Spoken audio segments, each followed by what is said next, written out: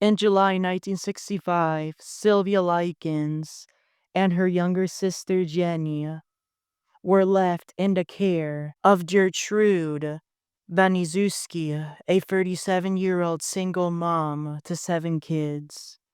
Their parents, carnival workers, paid Gertrude $20 a week to board the girls while they traveled for work. At first, Gertrude treated Sylvia and Jenny adequately, but when payments were late, her frustrations turned violent, and Sylvia became her primary target. Over the next 3 months, between July and October 1965, Sylvia endured escalating abuse. Gertrude beat her with paddles and fists. She encouraged her kids and even neighborhood kids to humiliate and assault Sylvia. While Jenny was allowed to eat, Sylvia was deliberately starved. She was burnt with cigarettes, locked in degrading conditions, and eventually confined to the basement. In perhaps the cruelest act, Gertrude forced a neighborhood boy to carve into Sylvia's stomach with a heated needle. The words he had to carve were, "I'm a prostitute, and proud of it." He did. By October, Sylvia was emaciated, covered in bruises, and too weak to stand. On October 26, 1965, after one final beating, she died from brain hemorrhage, shock, and malnutrition. Brain hemorrhage, in case you're unaware, is when there is an injury to your brain which makes it lose blood. Jenny, who had been threatened into silence, managed to escape and tell a neighbor. Police forcefully entered the home and discovered Sylvia's battered body. It was immediately clear that she had been tortured. Gertrude Baniszewski was arrested on the spot along with 5 others, her children, and several neighbors who had participated in the abuse. In total, 6 were taken into custody. Gertrude and her older children were booked into the Marion County Jail. This was after a brief processing at the sheriff's headquarters.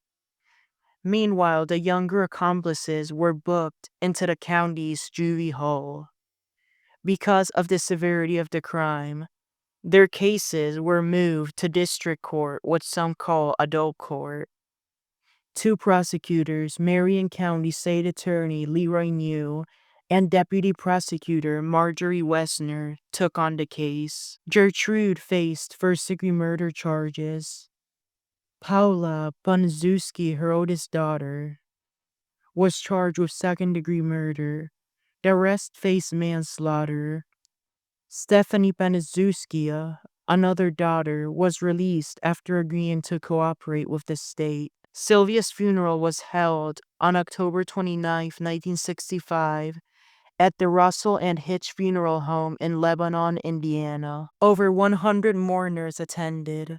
Her gray casket remained open throughout the service, decorated with a photo of her taken before July. Reverend Lewis Gibson gave the eulogy, telling the grieving family and community, "We all have our time of passing, but we won't suffer like our little sister suffered during the last ones of her life." Sylvia was laid to rest at the Oak Hill Cemetery, her gravestone inscribed with the words, "Our darling daughter." Gertrude hired a private attorney to defend her, while the others got public ones. Their arraignments were overseen by Judge Charles McLowan, who ordered all defendants to remain behind bars without bond. They all entered pleas of not guilty to the charges. The trial began in 1966. Gertrude's opened on May 17th before a jury of 12 with 4 alternates. Despite defense efforts, Judge McLowan refused to grant her an acquittal nor mistrial. The jury would go on to find her guilty. The following month, Paula faced her own jury, also 12 members plus 4 alternates. The same outcome. Rejected motions, and she too was found guilty. The outcomes of rejected motions and guilty verdicts would come for the remaining defendants who went to trial that July. Also a jury of 12 members. However, this one had only 3 alternates. They too were convicted on all charges. Judge McLowan handed down sentences by the end of the year. For Gertrude, 20 years to life in prison. For Paula, 6 to 20 years in prison. The others, meanwhile, were placed in diversion programs. The appeals process stretched on. The Indiana Court of Appeals reviews most of the cases, but Gertrude's appeal reached the Indiana State Supreme Court. In the end, all appeals were rejected. The defendants were split between facilities. Gertrude and Paula entered the Indiana Women's Prison in Indianapolis. Gertrude served 19 years before being released on parole in 1985. She died 5 years later of lung cancer, a disease that she had developed while locked up. The others entered the Indiana Reformatory in Michigan City.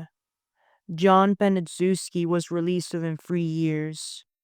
Richard Hobbs and Coy Hubbard were released in 1972, but Hobbs, already battling cancer while locked up, died soon after. Even in prison, Gertrude's cruelty followed her.